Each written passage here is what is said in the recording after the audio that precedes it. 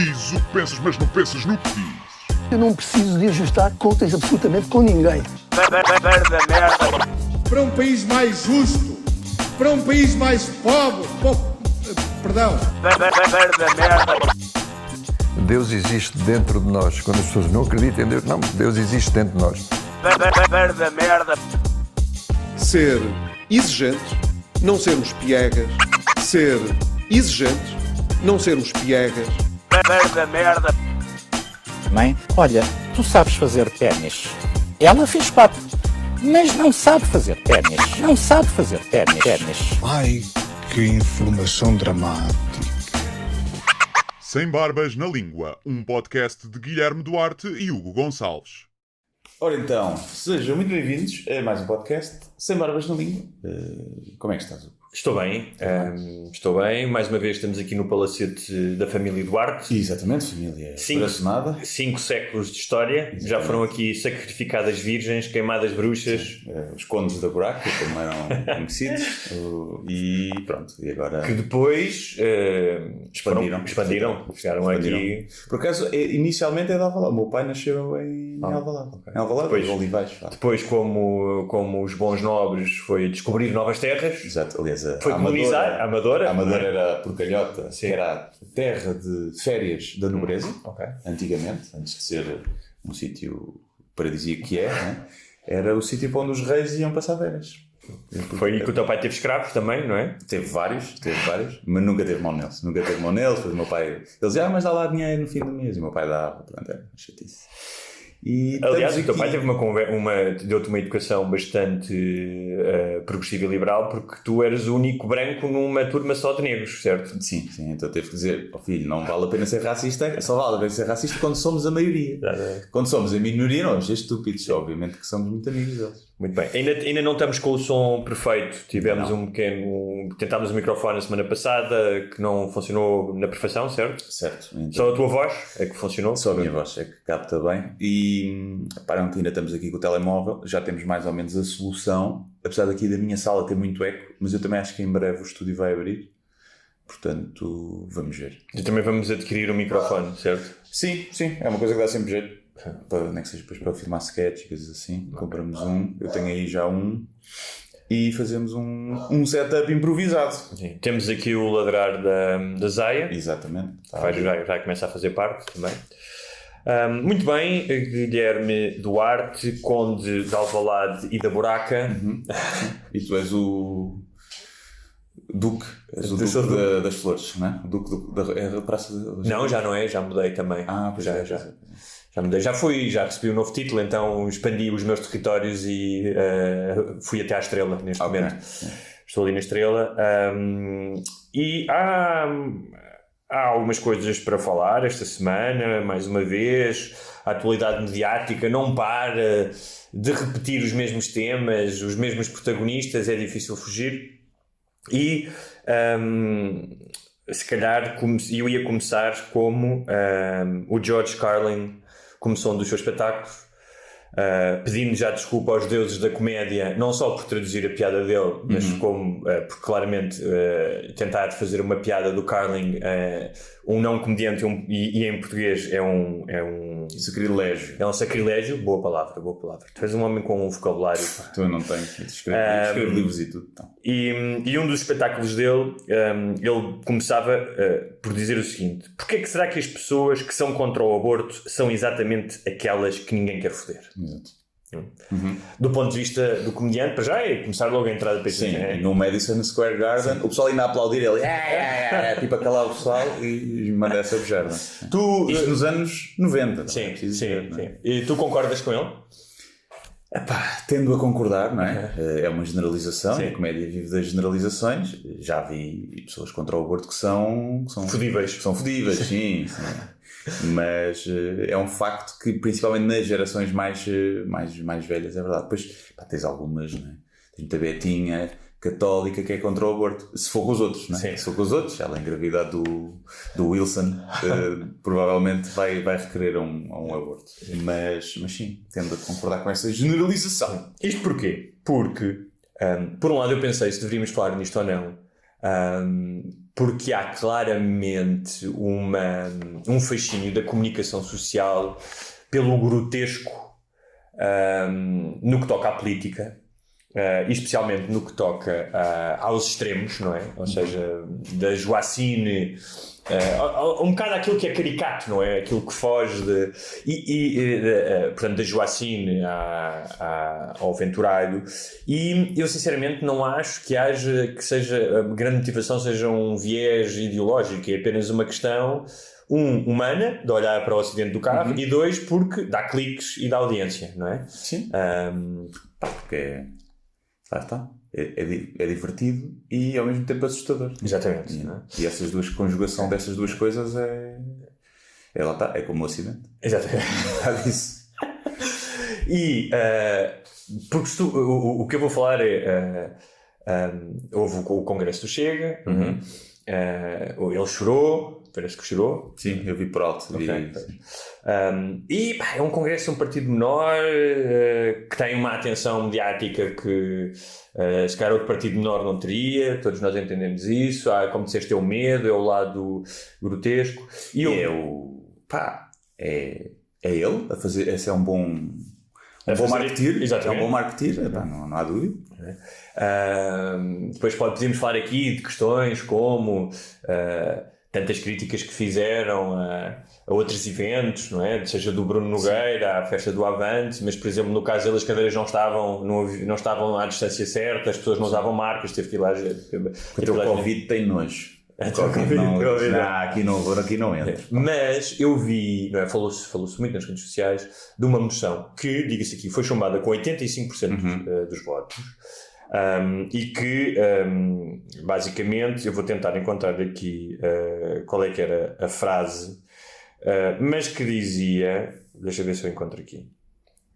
Queres resumir o que é que dizia? Mulheres que usassem o serviço do aborto, chamemos-lhe assim, mulheres que abortassem por razões que não malformações do feto ou violação ou uma coisa assim, a proposta era que se lhes retirasse os ovários para elas não estarem a usar o aborto como método contraceptivo.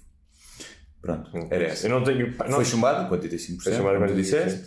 E eu fiquei na dúvida se íamos falar nisto ou não. Curiosamente, nos Estados Unidos, com a morte desta juíza, que já tinha 87 anos, e que conseguiu uma série de vitórias para as mulheres, vai ser nomeado mais um juiz conservador, portanto corre-se o risco de nos Estados Unidos voltar a poder a ser proibido o aborto. E eu pensei, isto é uma coisa de um gajo que tem, aliás não sei se viste a cara dele, daqueles gajos que usam fatos com o botão aqui, estás a ver, com 4 botões e o botão até aqui, que é um Artolas. E pensei, isto não vai para a frente, isto realmente gera aqui muito sururu mediático, mas até no Chega foi chumbado. Mas eu não tenho uma coisa, eu notei isso especialmente entre as minhas amigas, mais do que nos homens, que é, várias delas falaram do Handmaid's Tale, da série, não é? A minha namorada até brincou comigo e disse, eu agora sou a Off Gonçalves. Eu, o que estás a falar disso? Porque as mulheres lá depois não têm nome, são Off, tipo Duarte, pertencem ao Duarte, pertencem ao Gonçalves. E bem. Facilita, vamos não confundir os nomes. E é uma daquelas, eu fiquei a pensar nisso, falava nisto ou não, mas é uma daquelas coisas, porque vi várias minhas amigas a comentar, essencialmente mulheres, até temos um grupo que tem a ver com as férias, ou homens a comentar, mas maioritariamente mulheres, e é um bocado como caminhar na rua às 4 da manhã. Ou seja, tu ouves esta coisa de tirar os ovários e de castigar as mulheres que fazem abortos, e dizes, isto é eu ou tu, não é? Dizemos, isto é um absurdo, sou contra. Não, eu não disse aí na minha opinião, não é? Então qual é a tua opinião? Posso ser a favor. Obviamente contra, mas se dissessem assim, olha, podemos laquear-lhe aqui as trompas temporariamente, uma opção. Eu acho que até era bom, mas para os homens também é tipo uma vasectomia, não é? Então, mas estás sempre a fazer abortos. Achas que o Estado... olha, a gente não vai obrigar nada, mas se você quiser, a gente, faz aqui uma coisa temporária. Se você quiser. Fazemos aqui uma coisa temporária, porque fazer aborto é mais chato do que não engravidar, não é? Mas já que as pessoas não sabem usar preservativo, não sei, eles esquecem-se. Mas agora, como tu disseste, retirar os ovários, sim. Agora não sei se lá está, cortam os tomates aos homens também que obrigam as mulheres a fazer abortos. Pronto, eu queria já ia lá chegar, que é a questão exatamente de homem e mulher. E o que eu pensei aqui, é exatamente aquela ideia de os homens podem falar da questão sobre a violência sobre as mulheres e serem solidários, mas não sabem o que é isso, não é? Não sabem o que é ter o medo. O medo, não só o medo físico, porque um homem pode andar na rua e ter medo de um grupo de homens que vem, não é? Mas o medo sexual, ou seja, de ser vulnerável sexualmente a alguém.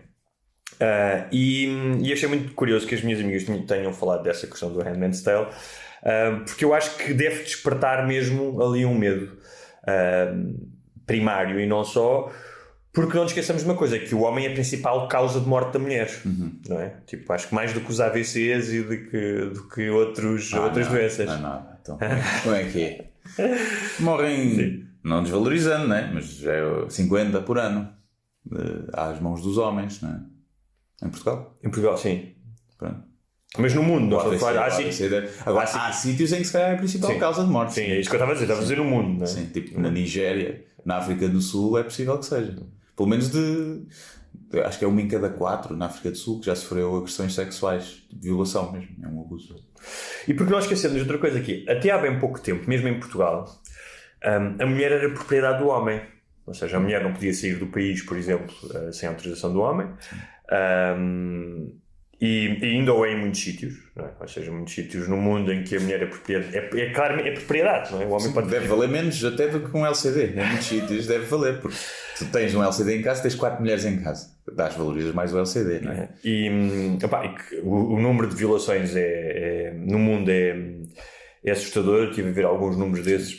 Então é uma coisa assustadora. As mulheres são vítimas da excisão, e agora nos Estados Unidos está a haver uma investigação sobre imigrantes que foram supostamente esterilizadas à força em centros de imigração onde estavam detidas.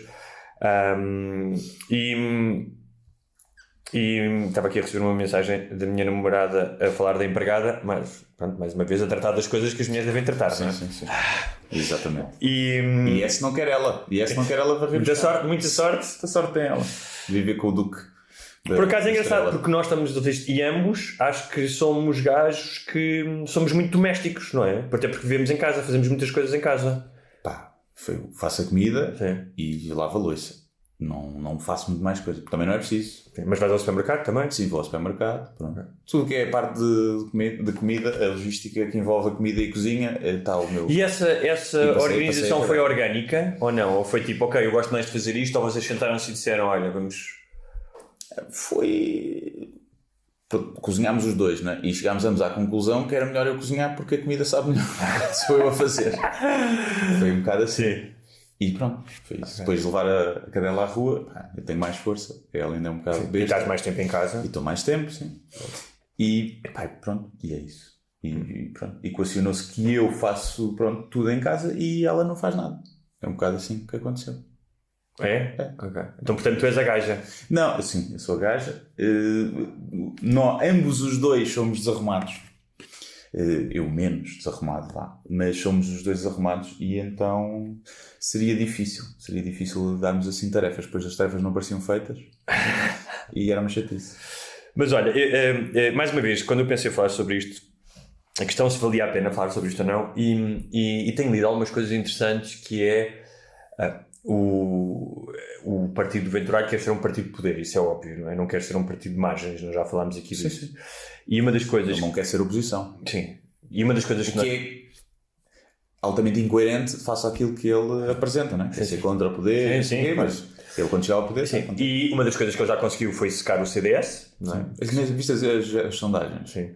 1.1, não é? Menos que o LIVRE, uma sim, coisa... Sim. O Rodrigues Santos, Francisco Rodrigues Santos, não é? Sim. Chicão? O Chicão. Sim. Que era um partido... 40 anos e que sempre fez várias vezes parte de governos e que nunca teve, mas com o Paulo Portas chegou a ter, era a terceira, chegou a ser, e roubar votos ao PSD. Uma das coisas que eu tive a pensar, nós já falámos aqui, tu falaste disso, que era quando o Ventura quiser chegar ao poder, vai de alguma forma tornar o seu discurso mais mainstream. Isso é verdade em certa medida, mas o que acontece... O Ventura, pelo menos. O partido pode ser raptado por forças mais nefastas. Mas há outra coisa aqui. Se tu fores ver outros fenómenos, tudo bem que são noutros países, são um bocado diferentes, mas podes fazer uma ponte. É que o que acontece muitas vezes é que votantes que podem estar em desacordo com algumas coisas do partido não se importam com aquilo que os desagrada se parte da agenda for ao encontro das suas necessidades. E dou-te um exemplo com os evangélicos em relação a Trump. Não gostam que ele seja um adulto e que tenha tido 3 casamentos e claramente não conhece a Bíblia, e quando lhe perguntam, diga lá se houvesse preferido, ele diz, é um de muitos, agora não quero escolher porque depois... Não é? Mas, no entanto, sabem que ele quer recuperar a proibição do aborto, por isso votam nele. Não é? É como o Partido Pró-Vida, que se juntou ao Chega quando já foi falado que quer referendar a pena de morte. E Pró-Vida, pena de morte, bate ali um bocado, não é? Depois tens outras coisas que é, nós sabemos que uma das motivações hoje em dia para pessoas votarem é o voto negativo contra alguém. Isso acontece em todo o mundo, não é? Já acontece com os nossos partidos do sistema cá, o PS e o PSD. As eleições deviam ser assim. Deviam ser como no Big Brother. Votar para expulsar. Então votavam para sair da votação. E depois o último, o que ficasse no fim, era eleito. Eu acho que tu devias...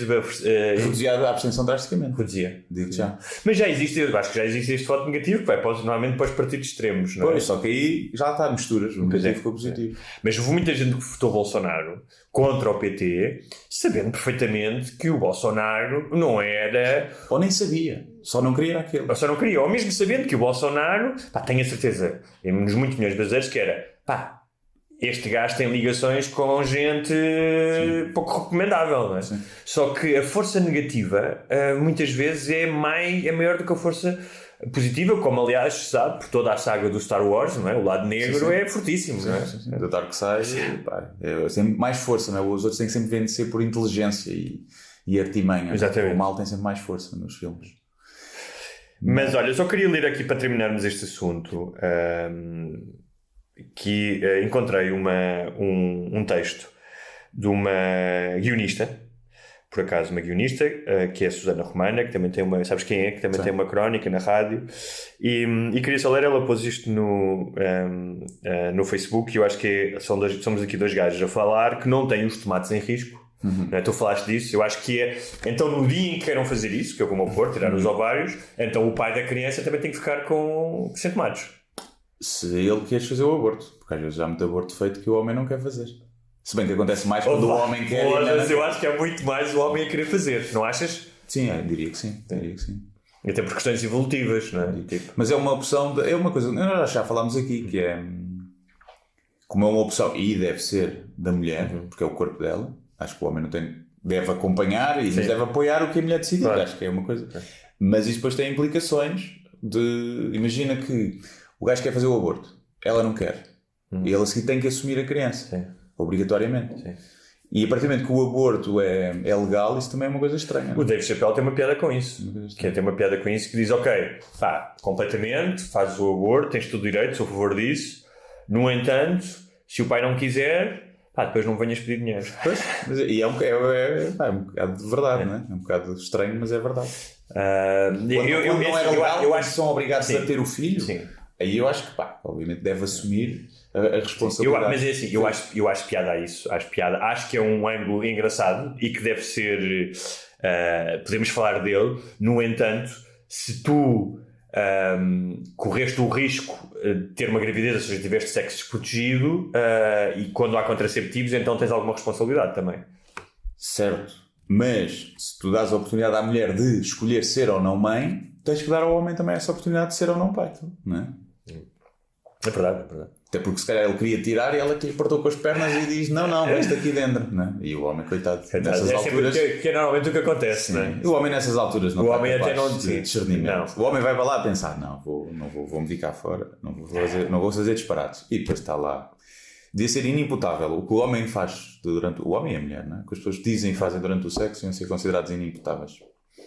Aliás, imagina a quantidade de crianças que nasceram fruto não só desse alinhamento do sexo, não é? Dessa loucura, mas põe em cima isso, drogas, álcool, que foram feitas no banco de trás de um carro, na casa de banho de uma discoteca, não é? E é engraçado que uma coisa tão definitiva, que é o nascimento de uma criança que vai marcar a vida das pessoas, acontece muitas vezes em situações, a concepção, em situações que não têm nada, ou seja, que não têm perspectiva à seriedade disso. Sim, não, nunca. Que o gajo quando saiu de casa, ou ela, ninguém nem se depilaram, estás a ver? Não estavam à espera, não davam a contar com isso. E aconteceu. Eu não sei se já contei, acho que já contei isso aqui, mas conheço a história de. Acho que já contei, mas a história de um gajo que teve um one night stand e 9 meses depois ela ligou-lhe a dizer que tens um filho. E ele disse: mas tu estás grávida? Tipo, não, isso é impossível, nós fomos para a cama há 9 meses. E ele disse: não, tipo, já nasceu. Porque isso é uma filha da petice. Pois é. É uma filha da petice. Não sei como é que eu lidaria numa situação dessas. E ela, a miúda agora tem 20 anos, acho que tem 20 ou 18 ou 19, tem uma relação ótima com o pai, não sei o quê, mas foda-se, é um baque, não é? Pois, mas era legítimo da parte dele dizer assim, pá, não sou eu o pai. Pô, sou biológico, mas não sou o pai. Tipo, pá, se não me deste a oportunidade sequer de falar comigo, não tiveste a... que mulher é essa também que faz isso, não é? Pode ser uma mulher só assustada, não é? De, sei lá, de não saber, de ter medo da reação. Ter medo que ela está com o gajo ou obriga a abortar, também pode acontecer. Sim. E por isso é que escondeu. Pois, obrigar, assim, tendo em conta aquele caso e conhecendo as duas famílias, ela nunca seria obrigada a abortar. Estamos a falar de uma família ultra privilegiada, com dinheiro, em que os pais a protegeriam, os próprios pais dele a protegeriam a ela, portanto isso não... Ou seja, não era uma mulher em risco, não é? Como acontece muitas vezes. Sim. Mas pronto, só para darmos aqui, para não serem dois gajos cujos tomates não estão em causa e não, acho que não estarão, não é? Tipo, a partida, a menos que tenhamos um cão. Não sei, há aí movimentos também que nos querem capar. cortar-nos iam os tomates se deixassem. Vou ler aqui, para termos uma voz feminina, o post da Susana Romana que diz... quando em 2016, um ano antes de conseguir engravidar do João, que é o filho dela, eu perdi o meu feto de algumas semanas, portanto num aborto espontâneo, não é? Tive de fazer algumas consultas de seguimento no centro de saúde na secção materno-infantil. Tive de passar por essa sensação incrível de entregar um boletim de grávida, onde ficam os registros, e dizer com a voz sumida: mas olhe que já não estou. Repetidamente isso era interpretado como eu tendo tomado a decisão de abortar. Esses segundos de equívoco deram-me um insight que na verdade dispensava, de como são tratadas as mulheres que fazem a interrupção voluntária da gravidez. Por isso não consigo articular nada mais eloquente do que vão-se mas é foder. Isso era só para dizer que realmente nenhum de nós tem que passar por esse vexame, não é? De quando, no caso dela, até podia ter feito a interrupção voluntária da gravidez, mas não fez. É legal? Sim, é legal. Mas ter que passar por isso ainda, não é? É tramado. Pois é. Muito bem. Olha, eu queria falar, já há algum tempo que nós não falamos de padres. Mas já agora, só para terminar o assunto, viste aquela cena em Évora, dos gajos o Chega tentou-se manifestar. Sim. E apareceram os gajos comunistas. Não só comunistas. Não só comunistas, mas... Pessoas que só... Mas sendo de Évora, podiam ser... Sim, acho que havia comunistas, mas... eu conheço pessoas de Évora e sei que lá... E conheço pessoas que estiveram lá e as pessoas que eu conheço que estiveram lá não são comunistas. E foi giro, não é? Depois apareceram a cantar o Grande La Vila Morena e abafaram aquela coisa. E aquele atrasado mental, mongoloide de merda, que é o Pedro Frazão, sabes? Quem é esse? É um médico veterinário que tem 6 ou 7 filhos. Tem 7 filhos, sim. E acho que era do Provida e agora juntou-se ao Chega. Era sempre, o gajo andava sempre a lamber o cu. Se analisarem a língua dele, encontrou a ADN do Ventura. E foi o gajo que estava naquele vídeo do queremos a missa, queridos bispos, queremos a missa. Foi o impulsionador desse vídeo, o criador, com quem eu troquei algumas palavras depois de fazer aquele vídeo das putas. E o gajo pôs para a câmara: vocês agora, estão aqui os comunistas a fazer uma contra-manifestação, vocês imaginem o que se dizia se fosse o Chega a fazer uma coisa destas. Quer dizer, o Chega, que disse que cada vez que houvesse uma manifestação antirracista, eles iam lá fazer uma contra-manifestação, não racista, quer dizer, racista, mas chamam-lhe outro nome, não é? A dizer que não há racismo em Portugal. E como é que esta gente é tão atrasada mental, tão mongoloides de merda, sem ofender os mongolos, quem tem trissomia 21. Sim, mas é assim, tu estás a dizer isso e é um bocado aquela frase que me utilizam muitas vezes com alguns líderes como o Trump, que é: já não me surpreende, mas ainda me choca, não é? Sim.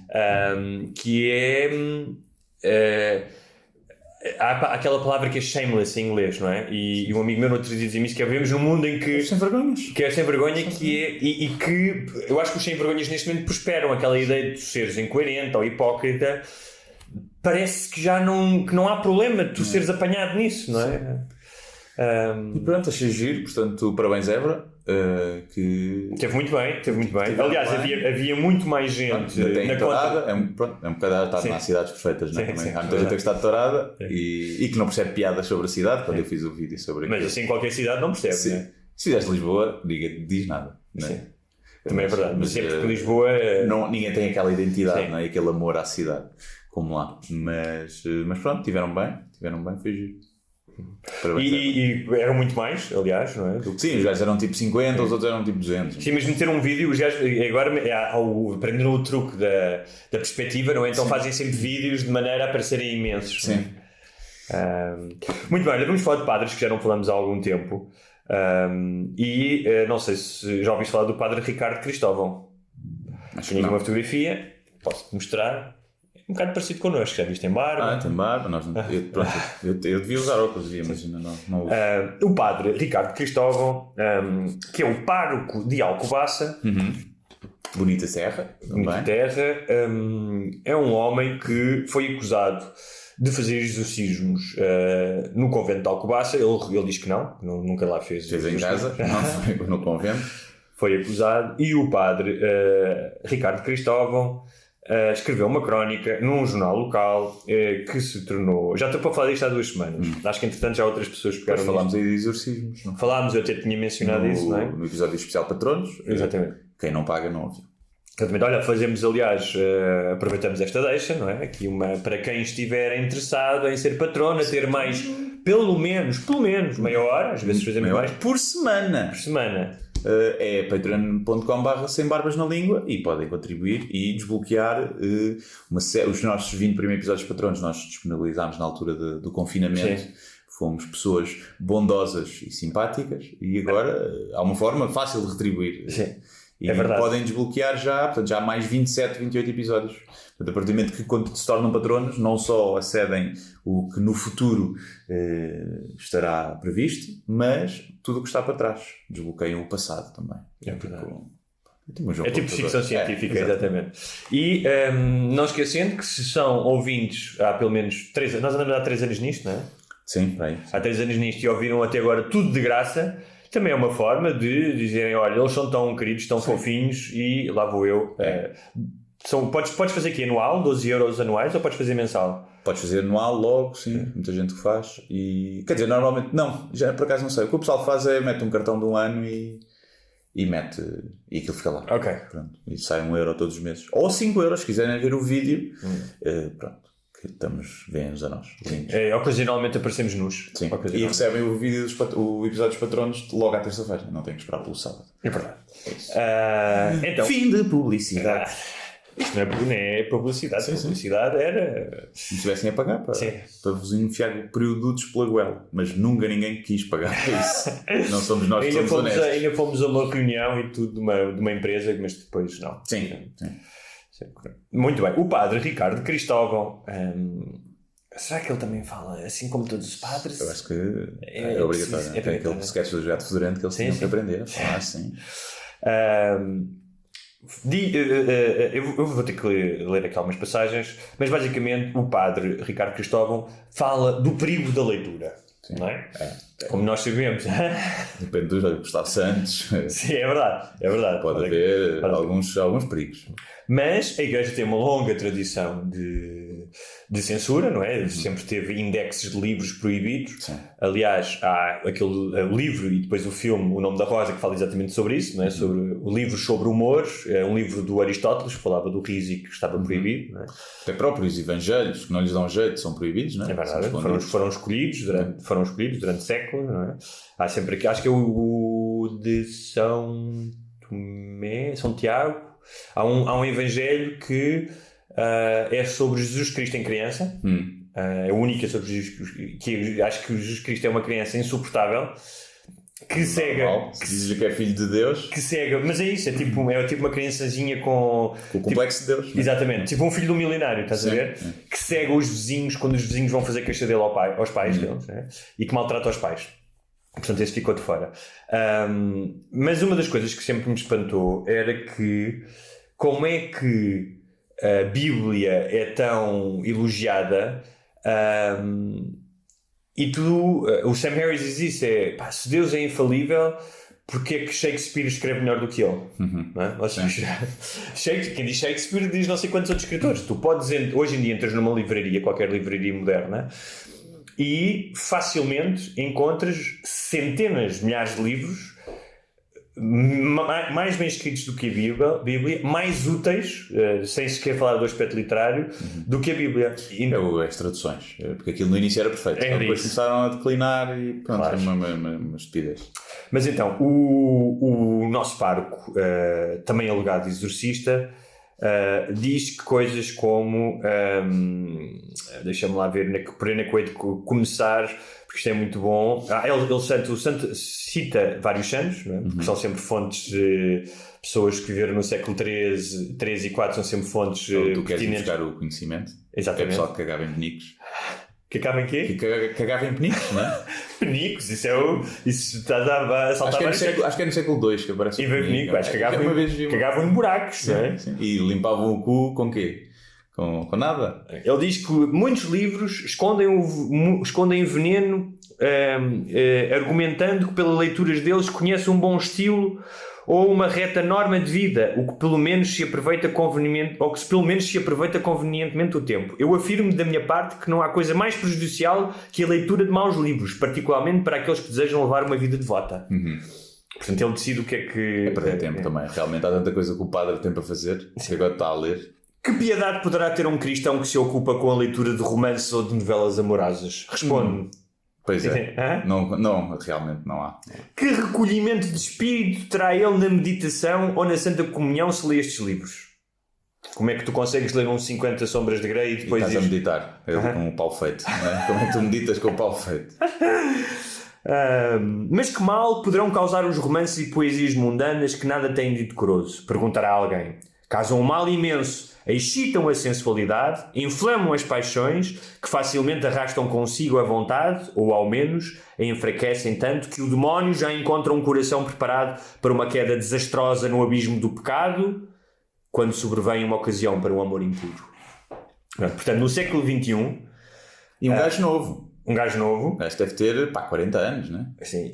Diz que a leitura, especialmente a leitura libidinosa, que tem sexo... Mas assim, se ele está a dizer que faz mal aos padres, acredito que faça. É a toda a gente ou é só aos padres? Não está a dizer toda a gente. Ele desaconselha a leitura. Ele disse aí, não sei o quê, a meditação de um... Não é? Ele tem falado ele diz isso, porque ele diz assim: o autor de bons livros é, em última razão, o Espírito de Deus, ao passo que o demónio é propriamente o inspirador dos maus. Portanto, ele faz uma divisão literária, não é em género, não é policial, histórico, filosofia, não ficção, é os que são escritos pelo diabo e os que são escritos por Deus. Olha, neste momento eu gostava que esse senhor tivesse um canal do YouTube onde faz review de livros. Isso é... Portanto, este livro escrito pelo demónio é horrível, José Rodrigues dos Santos, está possuído pelo demónio. Tens um sketch. Não é?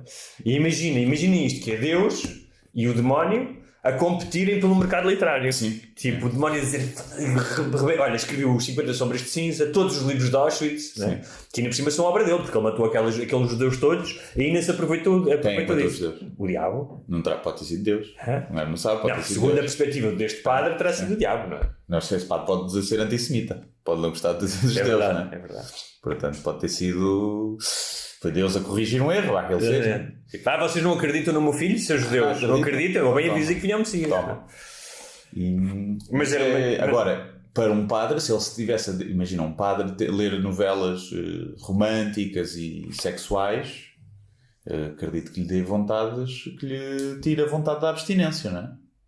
Eles devem ter que se afastar de tudo. Ou já são pessoas que são assexuadas, ou com graves problemas. Está bem, mas repara, o número de assexuados, não sei em termos de população, mas deve ser uma coisa ínfima. Mas a questão é que quem vai para lá, eu acho que quem vai para padre, a esmagadora maioria tem algum problema sexual. Eu acho que é uma... Por isso é que vai para lá. E eu acho que o problema que não é problema, e que eu acho que acontecia muito, era a homossexualidade. Numa tentativa, eles tinham problemas de ser homossexuais, então numa tentativa de se curarem, né, entre aspas, eles iam para lá. Eu acho que estamos a fazer uma... E acho que pode acontecer o mesmo com por isso é que dá uma prevalência se calhar maior do que qualquer outra profissão de pedófilos. Eu acho que sentiam esse impulso e que já sabiam que aquilo era pecado e que não deviam fazer, tentam ir para padres para resistir à tentação e se curarem. ou então para estar ao pé das crianças do coro e da Das duas, sim, exatamente. Eu acho que haverá. Mas eu acho que deve haver aí porque há profissões que atraem mais um tipo de pessoas, não pode Sim, ser. não, aliás, os pedófilos, isso. E eu não estou a comparar pedofilia com a homossexualidade. Não, mas há pedófilos, muitos pedófilos escolhem profissões que estão perto das crianças. Isso é comprovadíssimo, não é? Ou seja, arranjam maneira de trabalhar em escolas e não sei o quê. Mas não te esqueças, eu percebo o que estás a falar, mas eu acho que isso é uma margem, a questão da forma como a sexualidade pode... Nos dias de hoje. Sim, mas não te esqueças, durante muito tempo, ser padre era uma forma de tu teres um sustento e havia um estatuto, não é? Eu acho que hoje... Acho mesmo, eu conheci algumas pessoas com vocação religiosa e acho mesmo que há pessoas... Está calor. Acho mesmo que há pessoas que sentem um chamamento... que acham que é uma coisa sobrenatural, não é? Mas sentem um chamamento e querem mesmo espalhar a palavra de Deus e ajudar as pessoas e se calhar racionalizam, dizem ok, o celibato existe para eu me abster e para me dedicar exclusivamente, portanto racionalizam o celibato, mas não deixam de se apaixonar. Há histórias de padres que se apaixonam e quantos têm filhos têm filhos e não sei o quê, não é? O que se prova que pipi no jogo de pedra, papel, tesoura, pipi abafa o chamamento, não é? Sim. Se tu tiveres pipi... Mas quem diz pipi também diz pila, porque também pode haver padres homossexuais, não é? Padres que se apaixonam por outros homens, não é? Portanto, e que não tenham menos de 12 anos. Mas olha, falando já que estamos a falar de padres e de livros e de livros escritos por Deus e pelo demónio, tu achas que foi o demónio que organizou a festa do Avante e que foi Deus que organizou a última peregrinação de 13 de setembro a Fátima? Achas que há aqui forças contrárias em oposição? Se isso aconteceu, o diabo segue mais as normas da DGS, não é? O diabo, se calhar, tem a Dona Graça tem cunhas, tem contacto direto com o diabo e tem melhor organização, e Deus é um bocado mais à vontade, é como vocês quiserem. Mas pronto, um era um evento organizado, o outro foi uma enchente que eu acho que seria expectável, não é? Mas também não vi... as fotos também são bem enganadoras. Claro. Não vi... Pessoal, é o ar livre, o pessoal está ali, não havia marcas no chão, não havia um incentivo da igreja, uma organização... para que as pessoas não tivessem um ajuntamento. Curiosamente, perigoso. A igreja foi, até meses antes, ao contrário do PCP, a igreja foi mais cautelosa do que o PCP. Isso, para não irem. Exatamente. O que acontece é que eu, por exemplo, que em maio já disse isso aqui, me opus à festa do Avante. Acho que hoje em dia tem que se fazer eventos, tem que se regressar uma certa normalidade. Aceito isso de ambas as partes, ou seja, não tenho nada contra o evento no santuário, não tenho nada contra o evento do PCP, desde que se respeitem. A única coisa que eu achei engraçado nisso foi os betos da JSD fizeram cartazes ao Avante e tiveram caladinhos mas a própria imprensa. E a própria imprensa, sim. A SIC abriu com coisas até falsas, não é? Sim. Depois tentou desculpar-se bastante, falou de Fátima de uma maneira, fez uma peça bastante até opinativa sobre isso. Mas eu não fiz essa recolha, mas tenho a certeza de que o espaço mediático ocupado pelo PCP e até o viés crítico foi muito maior com a festa do Avante. Mas também é diferente, porque o outro falou-se durante meses se aquilo vai acontecer ou não, numa altura em que havia ainda números muito preocupantes, não é? Que agora não haja. E isto foi uma coisa que só no dia é que se soube, não é? Portanto, também é diferente que ocupe menos artigos. Agora, eu acho que é verdade, nós estamos aqui a falar de opostos, porque os opostos geram controvérsia e interesse, mas a verdade é que há muito mais aquilo que os aproxima do que os separa. Tanto a Igreja como o PCP acreditam em utopias, não é? No caso da Igreja é uma utopia pós-vida terrena. No caso do comunismo, eles acreditam que ainda vão conseguir, não é, criar a ditadura do proletariado e acabar a história, o fim da história, dizia Marx, não é? Depois, que são ambas inalcançáveis, aliás. Não é? Depois, ambas fazem um culto dos grandes líderes, não é? Seja do Papa aos Santos, a Jesus, a Stalin ou a Mao, não é? Aliás, os líderes comunistas têm até a iconografia é quase santos, não é? Tipo, tu vês os grandes cartazes com o Stalin e com o Mao, não é? São vistos como Deus. Depois, os dois têm um caráter tendencialmente fanático e que promete solução de tudo. Ou seja, promete tipo, a religião soluciona tudo e o comunismo soluciona tudo, não é? São ambos adeptos de queimar livros dos outros. É verdade. De ditaduras, não é? Sim. São muito sectários nesse aspecto, não é? Portanto, têm problemas em lidar com pessoas que têm ideias diferentes, não é? E dividem-se internamente, não é? Tal como a igreja tem os evangélicos, os ortodoxos, aqui. O comunismo depois também tem várias secções. Marxistas, leninistas, stalinistas, trotskistas, maoístas, não é? E no campeonato das mortes não sei quem é que matou mais, mas têm às suas costas milhões, não é? Sim, ambos. Sim. Diretamente, talvez o comunismo tenha matado mais. Sim. Indiretamente, a Igreja Católica, só as mortes decidem de não usarem preservativo que eles dizem. Também é verdade. Eu acho que é uma contabilidade. Agora, é difícil. E as contas fazem-se no fim, não é? No fim do campeonato. Eu acho que para o próximo ano, festa do Avante e peregrinação no mesmo recinto. Tudo junto. E se calhar conviviam todos bem. Sim. Não é? Ou então fazer há muita gente. Tipo gladiadores, tipo Jogos Sem Fronteiras de comunismo versus religião. Tipo, não é? Então se já metiam os cristãos lá na arena a ser comidos por leões desta vez. Mas há uma coisa que temos que ser honestos, não é? Que apesar de haver todas essas semelhanças. E ambos têm alucinações. Uns veem Nossa Senhora, os outros veem gafanhotos gigantes, não é? Depois de comer cogumelos. Sim, mas estás a ver? Eu acho que essa cena que são o pessoal de esquerda que toma drogas isso é absolutamente mentira. Eu sempre que fui a festivais que se comia cogumelos e eles... Sim. Os betos todos na coca. Mas tu vês o Nuno Melo, o Venturário, não sei o quê, estão sempre com essa coisa de fumar ganhas. O pessoal do Bloco de Esquerda não se fuma ganhas. Eu comecei a fumar ganhas com gajos de direita. Sim. Não viste ontem? Eu tomei as drogas com o pessoal de direita. Essa ideia de que as drogas são consumidas pelo pessoal de esquerda, isso é uma falácia. Claro que é por toda a gente. Não é? Até porque quem é que lava depois o dinheiro que vem das drogas? Normalmente é o pessoal dos bancos e das grandes empresas. Não, que eu entendeu porque o Ventura fez uma série de tweets sempre a gozar com a Deslandes, com a Agir, com a Mortágua, sempre a Marihuana Mortágua, como ele chama, mesmo a Trump, tipo a arranjar nicks para e depois ele numa entrevista já assumiu que já experimentou drogas, estás a ver? Portanto, e está sempre a criticar nos outros aquilo, uma merda que ele já fez. Claro. Se fosse tipo, sei lá, outro tipo de drogas ainda por cima. Agora, há uma coisa que, para sermos justos, há uma distinção entre a Igreja e os comunistas. É que os comunistas durante anos e anos tiveram a fama de comer criancinhas e até hoje não se provou, ou seja, cometeram imensos crimes e mataram imensa gente, mas não se provou que comessem criancinhas ao pequeno almoço. Acho que isso vem do mito de um gajo que bebia sangue. E a verdade é que na Igreja se comeram criancinhas. Comeram num sentido metafórico. E literal, se calhar, deve ter havido muitos rituais numa altura que se sacrificavam crianças. Sim, mas eu estava a dizer comer no sentido no cu. Sim, comer no cu. Comer mesmo no cu. Agora, porque que nós estamos, só para terminar isto, eu estava a pensar porque que... E há pessoal que acumula os dois cargos. Há comunistas que são católicos. É raro, mas acontece. Muitas vezes.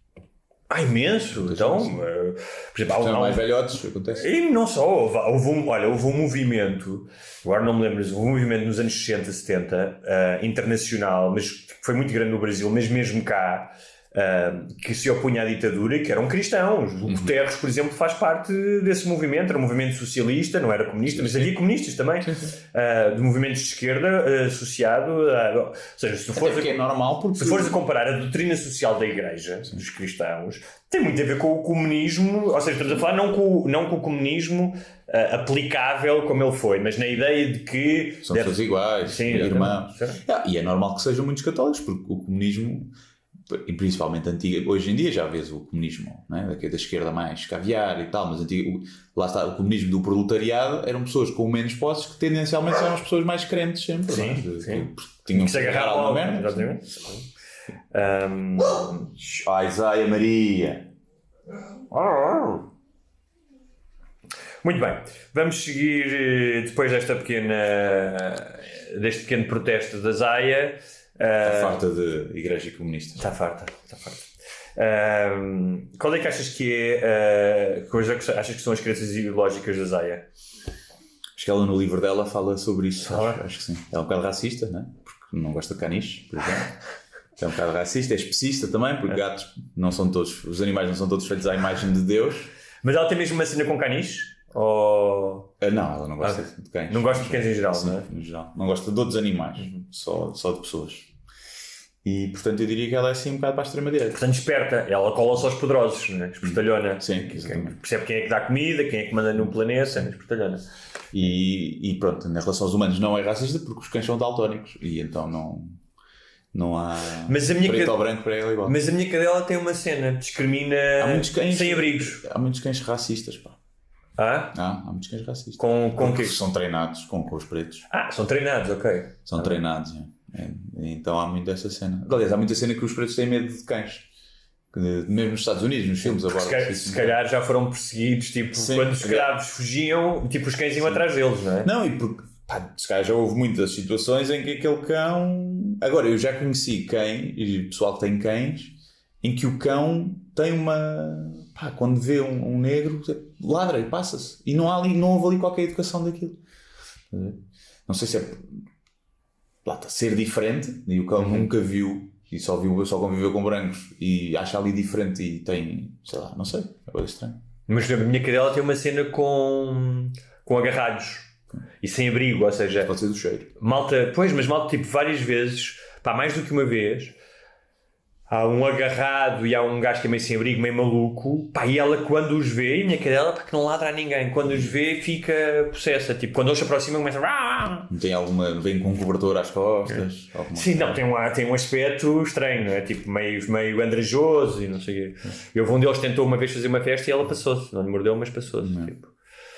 É assim, também vives na também estrela, percebes? Não, e depois há uma coisa, não basta sabes, acontece muito quando as pessoas escalam socialmente, depois que têm preconceitos com de onde vieram. E ela, a verdade é que ela veio de um bairro periférico do Rio de Janeiro, não é? Que tinha sido abandonada, foi encontrada tipo numa oficina ou não sei o quê, e de repente pumba, imigra para a Europa, vive na Estrela, agora tem mania. Tem mania, né? O pobre, odeio o pobre. Odeio o pobre, exatamente. Olha, ainda a falar nestas coisas de direita e de esquerda, eu tenho estado a fazer... mas antes disso, já agora vamos fazer também um bocadinho de propaganda, vamos aproveitar, falaste da Zaya, para quando o livro? Quando é que as pessoas podem já começar a fazer... vai estar em pré-venda? Vai estar em pré-venda, não sei quando, sei que sai dia 15 de outubro, ainda agora quando estive no Porto, fui lá reunir com a Porto Editora, e mantém-se a data, 15 de outubro, há de estar em pré-venda uma semana antes, aí, ou duas, não sei. Aproveitem, encomendem, vão às livrarias também. Se puderem até comprem em livrarias pequenas, eu tento sempre fazer isso. Eu compro em várias livrarias, mas sempre que posso tento ir à minha livraria do bairro, porque o Portugal foi dos países onde caíram mais as vendas de livros durante a pandemia. Curiosamente no Reino Unido aumentaram, porque as pessoas quiseram ler mais. Não foi assim tanto cá. Eu não sei. Foi 20 e tal %. Pois, pode ser das editoras, mas foi tipo... porque o online acho que aumentou brutalmente. Sim, mas as vendas em geral caíram. Recuperaram agora um bocadinho com a Feira do Livro também. Sim. Claro que as do online aumentaram, mas o mercado acho que o 20 e pouco %. Em Espanha foi 5%. Não é por acaso que em Espanha são 10 livros per capita, em Portugal é 1, não é? Anualmente. E no Reino Unido aumentaram as vendas das pessoas. Mas se puderem comprem, não deixem para a última hora, porque depois há mais Covid, não é? Sim. E vai ser uma excelente prenda de Natal. Porque o que é que vão comprar no Natal agora? Roupa? Chato, tem que encomendar online e para as lojas com Covid. Livro, sempre certinho. Já ninguém oferece CDs nem DVDs. É verdade. É um livro, 15 pausitos. Dá para o menino e para a menina. É engraçado, mas também tem uma moral por trás. Portanto, é isso. O meu livro, já que estamos a falar disso, vai sair na primavera. Vai agora para a editora. Chama-se Deus, Pátria e Família. Não é um livro de apologia fascista, mas passa-se em 1940. Exatamente, passa-se em 1940. E eu já estou a fazer a pesquisa para o próximo. E que tem a ver com o verão quente e com... Tu agora devias lançar tipo 50 sombras de Grey, uma cena vai fora. Devias lançar um... Sim. Mas gay. Sim, 30 tons de rosa. 30 tons de pizza. Sim, 30 tons de pizza. Sim. E que dá, né? Fazer desde o mais negro ao mais até o escandinavo, exatamente. A aventura de um homossexual pelo mundo. Circunnavigação. Fernão Magalhães, mas atual. Sim. Foi dar a volta ao mundo a chupar pizzas. Foi num outro foi numa caravela, este foi nunca, no caralho, sim, né? De caralho em caralho, parece muito fora, Sim, não é? sim. A provar que a Terra não é, nem a Terra não é plana, nem a pizza. Ele vai para uma cidade e só pode ir para outra cidade Exato, depois de chupar uma pizza. O que é facílimo para os gajos. Sim. Exatamente. Eu digo eu, que nunca tentei. Mas se fosse para um homem heterossexual seria um desafio mais complicado, acho que. Mas isto para dizer o quê? Que eu tenho andado a ler imenso sobre essa altura, que é uma altura muito curiosa do verão quente, muito interessante, mas também muito, muito confusa, que apesar de ser estudada, há muitas pessoas vivas, portanto há muitas teorias sobre o que é que aconteceu ou o que é que não aconteceu. Mas houve uma coisa que eu achei interessante, que é, quando tu te lembras dessa altura, tu falas sempre dos radicais de esquerda, não é? Falas do Durão Barroso, do que era do MRPP, que agora é da Goldman Sachs, falas da Ana Gomes, que era do MRPP, que agora é candidata à presidência da República. E é curioso porque o MRPP há que é aquele que era do Garcia Pereira, antes do Arnaldo Antunes, que era um dos partidos mais radicais nessa altura. O meu pai fazia parte. Tu vai fazer parte do MRPP. Que era um partido que tinha alguma adesão nos meios estudantis, mais até do que nos meios operários, portanto uma certa intelectualidade urbana. Pai tinha 20 anos. Sim. E repara, seja à esquerda ou à direita, eu entendo a radicalização na altura, não é? Portanto, tu vinhas de uma ditadura, não querias uma ditadura de direita. O pessoal que tinha perdido os privilégios e tinha medo de uma ditadura de esquerda, ou seja, estava tudo muito radicalizado, sim, não é? E a liberdade era uma novidade. Eu acho que há certos ecos do que se passa agora, em termos de crispação, mas na altura as pessoas tinham mais razões para serem radicais. Sim, agora quem tu vês a ser radical, às vezes até quem tem menos razão para ser radical. Exatamente. Mas, são privilegiados de um lado. Ou seja, tu podes ter esse filtro e de ser até apologético em relação a algumas coisas, mas o MRPP, mesmo com 20 anos, tu podes dizer isso, ok, radical, mas o MRPP era um partido que achava que todos os outros eram fascistas, inclusive o PCP, né? Toda a gente era fascista. Ainda hoje. Toda a gente era fascista, portanto não havia, não é? E que queria sido uma ditadura para outra ditadura, não é? Portanto, era uma ditadura do proletariado, mas era uma ditadura e que chegou a defender fuzilamentos, não é? Portanto, tudo bem, vamos ser condescendentes com a altura, mas não sei. Tinha boa ganza, provavelmente tinha boa ganza. Não sei, eles não falam muito.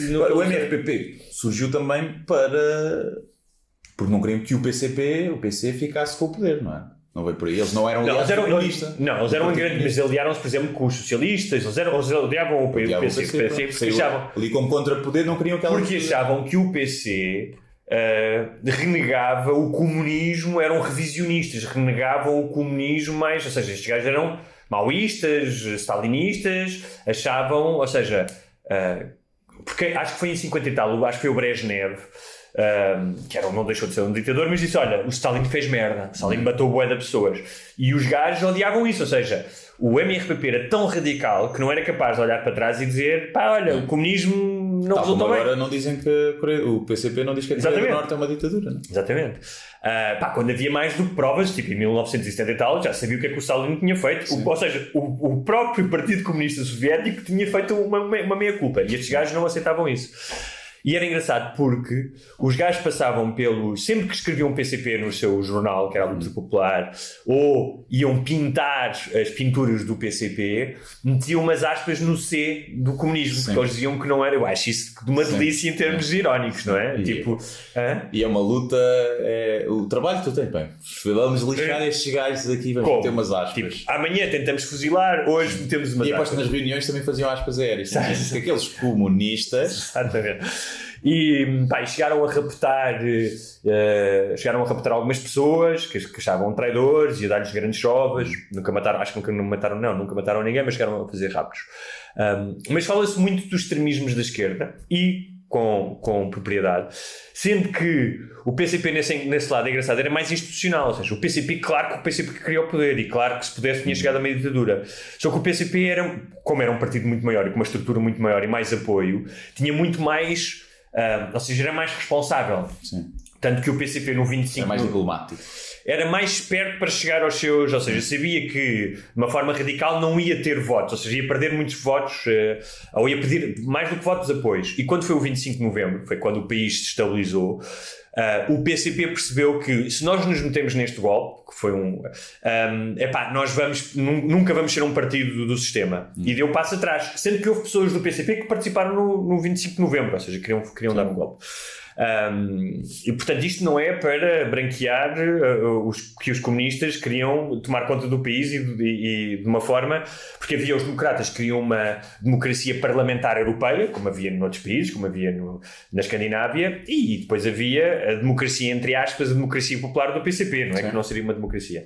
Mas é engraçado porque se fala muito dos radicais de esquerda, e bem, mas tu ouves falar pouco dos radicais de direita. E havia um movimento que era o MDLP, que tinha sido criado pelo Spínola, e que tinha gente como ou seja, se nós gozamos com como é que ele se chama? Com o Durão Barroso, que veio da extrema-esquerda para ser agora da Goldman Sachs, não é? Tu tens gajos como o Judice, que é um dos grandes advogados e que tem empreendimentos imobiliários e é um magnata, que fez parte de um movimento, ou o Valentim Loureiro, que fez parte de um movimento que tinha um braço armado que pôs bombas e que matou pessoas. E tu há bocado tinhas falado dos padres que eram comunistas, matou o Padre Max, por exemplo. O braço direito do Ventura não fazia parte disso. Exatamente. Que é o gajo que vai substituir o Ventura no Parlamento. Portanto, não se surpreendam que o Durão Barroso, que era de extrema-esquerda de um partido que defendia os fuzilamentos da burguesia, tenha chegado a presidente da Comissão Europeia e à Goldman Sachs, porque também vai haver um deputado que fez parte de um movimento que financiou uma rede bombista que matou pessoas, várias pessoas, não é? E que vai ser deputado. Sim. E o pai das mortagas, o que é que ele fazia? Eles estão sempre... Eu já vi uma vez. Já ouvi, por acaso não sei, confesso que não sei, ainda não encontrei nada. Terrorista também, não é? Sim, não sei se ele era da Luar, que era depois um movimento que assaltava bancos ou das enfim. Acho que era isso. Ainda não cheguei lá. Estou a ler várias coisas sobre isso e ainda não cheguei lá. Agora, este período faz muito lembrar este período agora que nós temos da crispação e do binarismo. E da cegueira, porque uma das razões que o MRPP se fodeu e não foi aí às primeiras eleições para a Constituinte foi porque o PCP tornou-se partido antes do MRPP e o MRPP tinha um símbolo igual, que era a foice e o martelo. E na Constituição dizia que não pode haver confusão entre os partidos. E os gajos eram tão casmurros, ou seja, esta coisa de tu quereres à força, não é? Tipo, que acontece hoje, não é? Que as pessoas ou tenham as tuas ideias ou não tendo, são todos fascistas ou são todos comunistas, que não quiseram mudar o que o Tribunal Constitucional disse. Ok, vocês podem ir a eleições, mas têm que mudar porque senão é confusão. Isso é igualzinho, é uma foice e um martelo. Os gajos não quiseram mudar, não foram a eleições. E ainda hoje, os gajos que pertenceram ao MRPP dizem que uma das razões de eles nunca ter conseguido eleger um deputado foi porque não foram às primeiras eleições. Pimbas. Bem feita. Para aprenderes a não insistir em coisas que não interessam. Percebes? Tens que escolher as tuas lutas. Muito bem. Para um tema final, para terminar antes das sugestões, que eu queria falar, já queria falar há algum tempo, e acho que os teus hábitos alimentares ou de desperdício mudaram durante a pandemia? Sentiste que desperdiçaste menos comida ou não? Não sei. Tu desperdiças muita comida? Só frescos. Tipo imagina, feijão verde, brócolis, às vezes ficam aí, uma pessoa não faz logo e podem-se estragar. Mas é assim, por exemplo, comida cozinhada, antes desperdiçava mais, dá um tempo para cá, porque era sempre em cima do joelho, agora já sei mais ou menos sempre o que é que vou fazer, então não desperdiço. Agora, ontem foi feijão verde para o lixo, por exemplo, cru, porque teve ali bué de tempo. Mas também depende, na altura das férias, a pessoa vai-se embora, não sei o quê, mas não desperdiço assim muito. Mas deves desperdiçar mais do que achas, porque é o que acho que acontece com toda a gente. Sim. Claro. Sim. Os produtos que acho que há mais desperdício é iogurtes, pão e frescos, como disseste, são os produtos que há mais desperdício. Pão, como não tenho comido, não se desperdiça, mas sim, era uma coisa que se desperdiçava bastante. Como não temos comido muito cá em casa, não se desperdiça. E iogurtes, sim, de vez em quando passam do prazo, não é? E sabes que parece que um dos segredos para desperdiçares menos é quando fazes uma... É comer mais. Mas antes disso, acontece tipo fazeres um prato com aquilo que te dizeres assim, ou seja, olhares e dizeres, cara, isto não é nenhum prato como fazer, mas olha, tenho aqui isto, vou mostrar isto. Sim, muitas vezes, sim. Ovos para juntar tudo. Ovos é tipo a argamassa, não é? Para juntar tudo, então não, ovos aqui com este resto de cogumelos e este dos brócolos e não sei o quê. Não, isso faço muitas vezes. Por acaso há uma cena muito fixe que eu aprendi no outro dia, não fiz, que é com pão. O pão até pode não ser pão novo, mas é melhor se for um pãozinho redondo. Metes mozzarella, tomate, manjericão, também é ótimo. Apertas aquilo e depois metes ovo mexido e metes aquilo no ovo mexido. Fazes tipo uma sandes com ovo mexido. O queijo derrete todo lá dentro com o tomate. E depois fazes uma camadinha do ovo mexido à volta. Isso é um nome italiano, é um prato típico. E depois comes aquilo como uma sandocha. Fica muito fixe. Mas isto para porquê? Porque o seu dono, o Expresso, há umas 2 semanas, fez um artigo interessante sobre uma portuguesa que é a Iva Pires, que é uma investigadora em Ecologia Humana da Faculdade de Ciências Sociais e Humanas, e que fez um estudo, criou um projeto de estudo e reflexão sobre o desperdício alimentar, que faz um anacrónimo? Anacrónimo não, como é que chama quando tens uma sigla? Acrinómio? Não? Acrónimo, ok. Que é perda, quer dizer perda. O tempo que ela perdeu para criar isto, perda. E que... Não pôs perca, já é uma sorte. Perca, não é verdade. Pessoal, acontece, mas perca é um peixe, perda é... Mas acontece, a imensa gente diz perca. Sim. Acho que foi o primeiro estudo do género, iniciou-se em 2012 em Portugal, e estimou que 1 milhão de toneladas de alimentos sejam perdidos ou desperdiçados anualmente em Portugal. São 17% dos alimentos de consumo humano, ou seja, 17% dos alimentos para o consumo humano produzidos em território nacional vão para o lixo. 17% é muito. Mas está a contar com os restaurantes, provavelmente. Sim. Nos restaurantes é que há um desperdício absurdo. Sim. Porque quem tem comida de tacho, cenas assim, vai para o lixo. Bolos, pastelarias, passam, não se come, vai para o lixo. Bolos. Aí há um desperdício brutal. Aliás, é o segredo de conseguir fazer dinheiro ou não com o restaurante, muitas vezes é isso, é reduzir isso. Porque as margens são para aí de 15% ou 20%. Se tiveres 17% de desperdício. Na União Europeia, um estudo apontou que cada cidadão comunitário desperdiça 173 quilos por ano. É muita comida, já viste? 300 gramas por dia. Sim. Mas fiz assim, não é muito. Está bem, mas tendo em conta que há pessoas que não comem... Pois, vai um iogurte, vai um bocadinho de arroz que ficou no 300 prato. gramas é um bifalhão. Sim, é um bifalhão. Sim. Não é? Então, o que ela diz, que uma das razões, obviamente, é que não faz sentido tu estares a consumir coisas que viajam 3.000 km num avião, não é? Tipo, que a fruta aqui na cima não está verde, não é? Tipo, se puderes comer sempre a fruta mais próxima. Eu tenho esse cuidado de comprar fruta portuguesa ou no máximo espanhola. Tu tens esse cuidado ou não? Não. Compras o que... Compro o que tem melhor aspecto e que eu acho que vai saber melhor. Sabes o projeto da Fruta Feia? Conheces esse projeto? Conheço, sim. Já fiz. Portanto, tu no fundo és um gajo, tal como em relação às mulheres, és um gajo superficial em relação à fruta. Não, porque são efetivamente as que sabem bem. Não. As que eu compro. Não, porque eu sei quais é que sabem bem. Não sei quais é que... Mas há coisas que são feias e que sabem bem. Certo. Mas tipo, há nésperas horríveis. Mas a Fruta Feia não vende no supermercado. Não sei se agora já vendem alguns, mas é um projeto que ele é exatamente o que os supermercados não compram para vender. Não tem aquele calibre, aquele verniz, aquelas coisas, são vendidos. Duram muito menos, provavelmente. Não tem... São as que têm menos. Não são pintados à mão com... Agora, como costumo comprar fruta mais no supermercado, vou para aquelas que eu sei que já são boas. Nem sei quais é que são. São tipo as Fuji ou as Golden. Nem sei de onde é que são feitas. Fuji, com o nome Fuji, tenho ideia que não devem ser. Mas feitas. Fuji é uma espécie, não é um local. Tu podes, não sei se Fuji é como. Sim. Eu compro. Tenho cuidado sempre de. Há só um fruto que é curioso, que é plantado em Portugal, mas que nunca tens português, que é o abacate. Que ainda primeiro é um fruto que consome imensa água, é um fruto pouco sustentável, mas eu tipo, tento não compro abacates, compro bananas, não é? Bananas ou maçãs compro com muito mais frequência, compro abacate, imagina, de 15 em 15 dias ou uma coisa do género.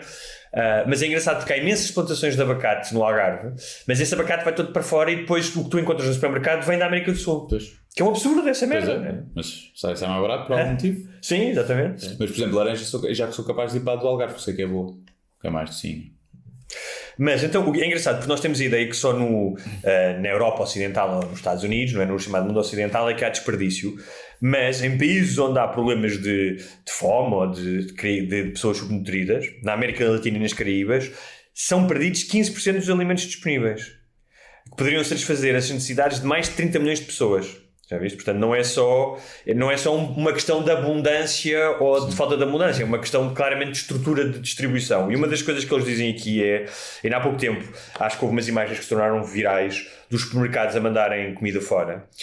E houve um gajo que é da ReFood, que tem conseguido com os supermercados Dos restaurantes. e dos restaurantes, pá, e ele diz que Lares e não sei. tipo, não crucifiquem já os supermercados, ele diz, pá, estão a fazer um esforço, mas é preciso criar uma estrutura, ou seja, não é por, olha, eu quero dar comida e dou comida, é preciso criar uma estrutura, e que se calhar o Estado também tem que ajudar a criar essa rede de distribuição. Agora, o que é engraçado é que ele diz que grande parte do desperdício, de falar dos restaurantes e das pastelarias, mas é em casa, até mais do que os supermercados. Mas os supermercados às vezes contribuem para isso, quando fazem aquelas campanhas de compra um, leve dois.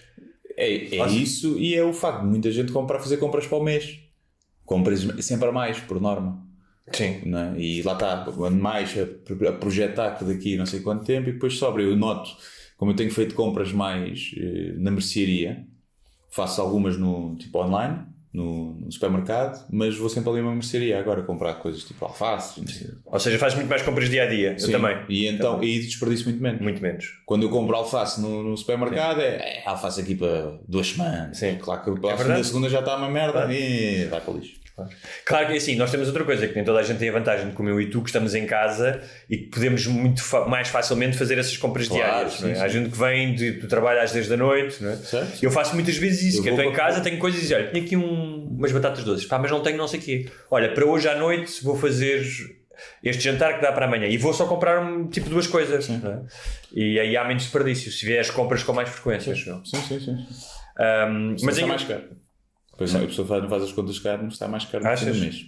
Não sei. Mas não sei, porque já também estás a desperdiçar, se contares com o desperdício. Pois. Porque diz aqui que em todos os países da União Europeia, cerca de 47% da comida desperdiçada vê o fim da vida no lixo das famílias.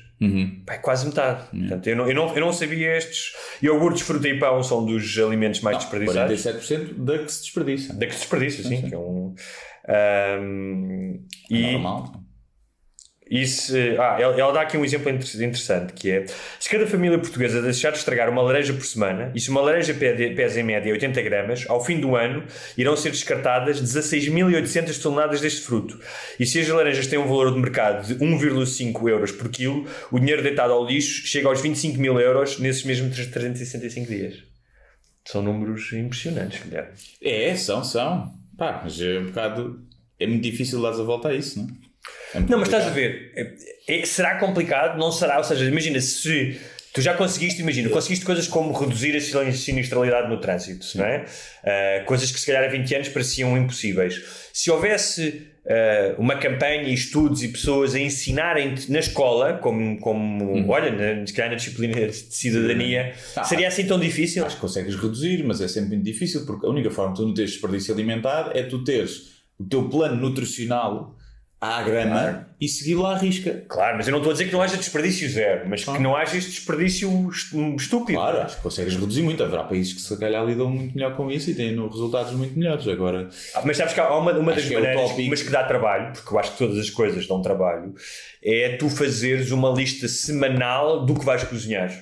E dizes, vou fazer isto para... toda a gente. Eu faço isso, não tenho a lista, mas sei mais ou menos o que é que vou fazer. Mas há um ou outro dia que fujo.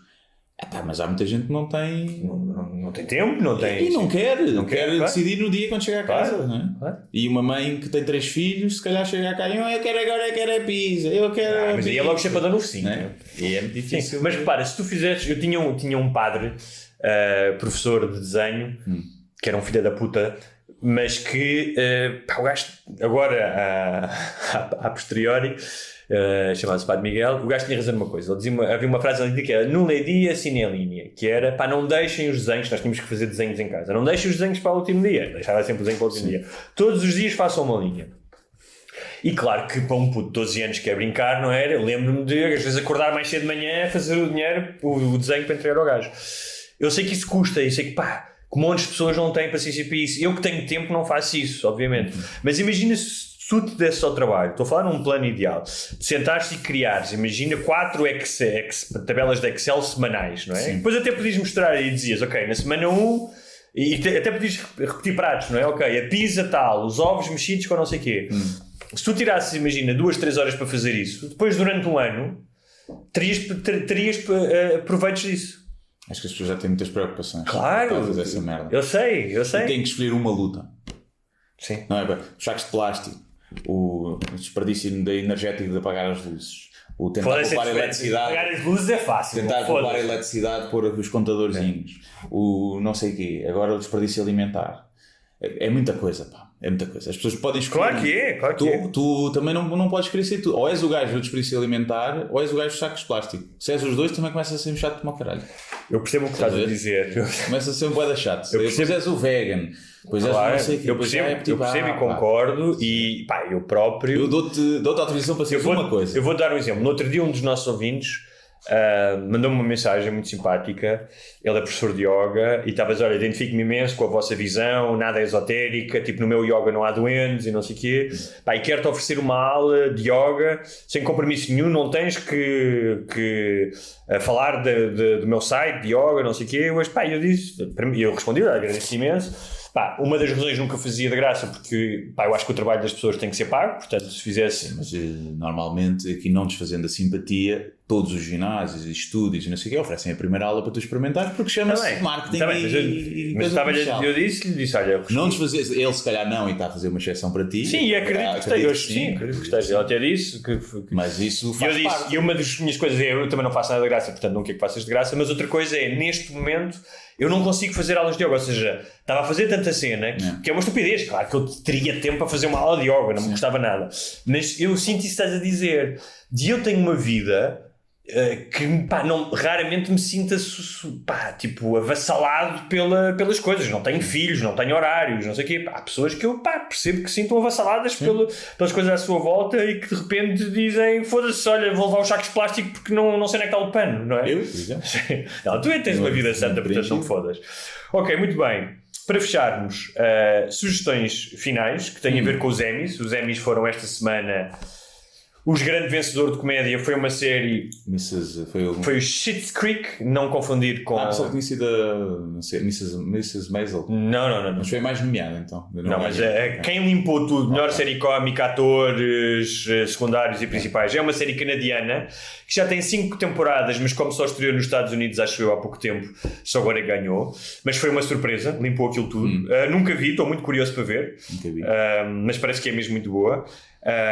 Existe desde 2015 e já, acho que já acabou ou só vai ter mais uma temporada porque o autor disse logo que sabia que aquilo ia ter 5 ou 6 temporadas. E não passa cá ainda e prova-se mais uma vez que a HBO tem séries muito melhores do que a Netflix, e já tínhamos falado disso aqui, não tem comparação, porque 2 dos grandes vencedores foram... Ou é uma questão de não tem quantidade? Não tem comparação. Tipo, não tem mesmo comparação. Tipo, tens séries, não sei se serão dezenas. A Casa de Papel. Foda-se, não tem comparação. Vê a Casa de Papel e vê o Watchmen, que foi uma das séries mais premiadas. Que para mim foi premiada de sempre. Para mim, que foi das melhores séries que eu vi nos últimos anos. O Watchmen mas não tem o Dark, percebes? O Watchmen é melhor que o Dark, mas pronto. É? Mas não tem. É um estilo diferente, não é? Sim, mas é melhor. E depois tem outra coisa que é o gajo do Watchmen disse: segunda temporada não vou fazer. Tipo, a minha história era esta, não vou fazer outra só para... Porque acontece imensas vezes com séries, não é? Sim, mas agora alguém aparece e diz assim: está bem, mas nós temos 50 mil milhões. E ele, bom, então são 3 temporadas, não é? Não sei porque lhe ofereceram mesmo muito dinheiro. O gajo não precisa. Ele não precisa, exatamente. Sim, não é daqueles que se calhar é um gajo que tem 5 milhões no banco e para ele ter 50 milhões não lhe faz diferença. Não é... há pessoas assim, Guilherme. Nem toda a gente só estás nesse meio e depois podes precisar do dinheiro para investir numa cena. É muito difícil. Não sei, o gajo disse... Mas pronto, a série... Já tem outros projetos que vão dar igual dinheiro. Claro, exatamente. E tem o Succession, que também é outra grande série. Tem 2 temporadas, está a ser filmada agora a 3ª. E há um filme que eu quero ir ver ao cinema, que já ouvi falar muito bem, que é um policial francês chamado Rouault Miséria, é assim que se chama, está em vários cinemas, acho que é mesmo muito bom. Ainda não fui, vai ser o meu regresso ao cinema, que ainda não regressei. Eu gostava de ver o Tenet, porque acho que para ver no cinema o Tenet deve ser... Também já ouvi dizer... Só já ouvi dizer mal. Já ouvi muito mal, que é aquela mais... é uma... Mas também ouvi dizer que era tão mal como o Inception. Foi com o crítico do Polícia. Foda-se, eu adorei o Inception. Portanto... Eu acho que já houve várias pessoas que disseram, ok, vale a pena porque é espetacular em termos visuais, mas a história é tipo mesmo. Este gajo, mais uma vez, já fez isso no Interstellar, já fez isso no Inception, quer ser tão inteligente e tão fora que o público que fica alienado porque não consegue perceber o filme. Não é? Interstellar e o Inception percebem-se bem. Mais ou menos. Há ali umas partes já ficas, uou, tipo, Sim, ok. é, tipo, Ou seja, entra na ficção. É, tipo... Não, mas não é ficção, é tão intrincado que tu às vezes tens que parar e afastas-te do filme, não é? O filme tem que ser uma experiência submersiva, não é? Sim. Não tens que estar dentro do filme a toda a eu hora. acho que gera discussão a seguir. E se calhar precisas de ver uma segunda vez. Sim, talvez. O Interstellar tem aquela parte final, pronto, que é... Tudo ali é feito muito... Foi feito com cientistas e não sei o quê. Chega ali é uma cena completamente especulativa, pronto. Sim. E muito sentimentaloide também. Sim. Pronto. Não sou fã do fim. Do Inception, acho que não tem ali... Não é assim... Muito difícil de compreender. Deixa-te só naquele cliffhanger no fim, que é um bocado tipo... E finalmente um livro da Tânia Ganho, é uma autora que publicou agora um livro chamado A Peneia, que tem a ver com violência doméstica e com alienação parental. É um livro que tem qualidade e que está a vender bem, estava no top da FNAC no outro dia. Portanto, livros de autores portugueses, força. É isso, professor Marcelo. Está recomendado. Eu não tenho nada para recomendar. Nunca tens, não estás a cagar para as pessoas. Estás a cagar para as pessoas. A única coisa que eu tenho a recomendar é dia 2 de outubro no Centro de Congressos do Algarve, em Albufeira. Vou lá estar com o Raminhos, o Nilton e o Hugo Sousa. E esta grupeta vai também a Leiria, dia 16 de outubro. Esgotou para aí num dia. E vamos abrir a partir de uma segunda sessão no mesmo dia. Portanto, fiquem atentos, quem não conseguiu o bilhete. E depois é o dia 10 de outubro nos Açores, São Miguel, se eu não estar positivo à Covid entretanto. E é isto. Dia 10 de outubro. Vou lá estar em dezembro, no festival que eu costumo ajudar a organizar, o Arquipélago. Desta vez vai ter muitas coisas online, porque vamos ter apenas os autores açorianos lá, vamos ter menos eventos, mas vamos ter vários autores estrangeiros e portugueses que não vão viajar para os Açores. Depois é de publicitar isso, mas é uma oportunidade, por exemplo, para os do continente poderem ouvir conversas com autores, alguns deles, se responderem que sim, esperamos que sim, autores americanos e não só estrangeiros e portugueses, mas podem estar em casa a ver, que não poderiam porque não iriam aos Açores, não é? Ora bem, é isso. Portanto... E quem já tiver com saudades nossas, depois de mais este espetacular podcast, tornem-se patronos, já sabem como fazer, porque vamos falar... imagino que quase em exclusividade do filme de pipis, não, de pilas, também não, de um filme que evita que as pessoas se dediquem mais aos pipis e às pilas, que é O Dilema das Redes Sociais. Sim. Não falámos já aqui. Não falámos ainda, não, porque tu tinhas visto e eu não tinha visto. Foi isso. E que é o filme número 1 no top da Netflix em Portugal. Porquê? Por causa das redes sociais. Exatamente. Partilham isso. Exatamente. E que não deixa de ser curioso. Irónico, não é? Irónico. Portanto, se vocês gostam de redes sociais, se gostam de Netflix, se gostam de nós e gostam de pilas e pipis, já sabem, no próximo sábado. Pilas ou pipis. Ou pilas e pipis também. Ou rabos também. Rabo toda a gente gosta. Achas que toda a gente gosta de rabo? Os homossexuais gostam de rabo, os heterossexuais gostam de rabo e as mulheres gostam do rabo dos homens. Toda a gente gosta de rabo. Rabo é unânime. Mas há pessoas que não gostam de levar no rabo. Levar o rabo é outra coisa. Tanto mulheres como homens. Gostas de rabo como objeto. Como objeto que podes expor num canto de uma sala como um bibelô. Sim.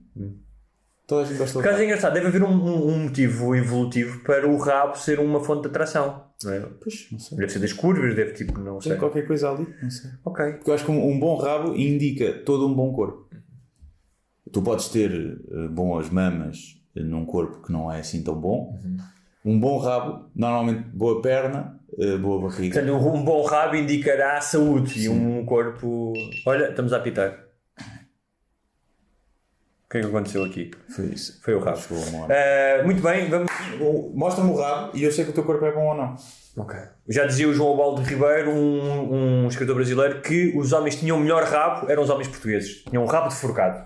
Rabo forcado. Sim, senhor. Pronto. Até para a semana. Até para a semana.